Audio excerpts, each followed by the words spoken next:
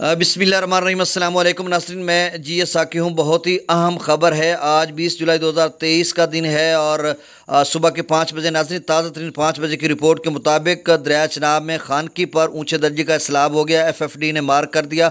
इस सवाल से मैं आपको अपडेट करता हूँ। दरिया रावी में जस्सड़ पर खासा इजाफा हो गया। जो हालिया 1,85,000 का सैलाबी रेल आया था उसका लेवल 61,000 था, तो अब 61,000 को भी क्रॉस कर चुका। और बाकी सतलुज, झेलम और सिंध में इस सवाल से 4 बजे की वीडियो में अपडेट कर चुका हूँ।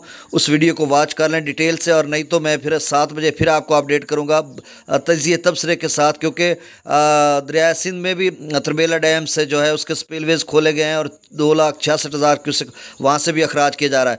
तो नाज़रीन, दरिया रावी में जस्सड़ पर 63,720 क्यूसेक हो गया और ये 2,60,000 का क्यूसेक का रेला है सैलाबी।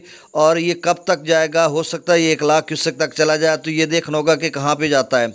और दरिया चनाब में इस वक्त जो खानकी है वहाँ पर ऊंचे दर्जे का सैलाब है। FFD ने मार्क किया हुआ है हाई फ्लड 2,04,041 क्यूसेक हो गया और इसमें मज़ीद इजाफा हो सकता है। और मराला पर 1,35,900 क्यूसेक, कादराबाद पर 1,84,905 क्यूसेक।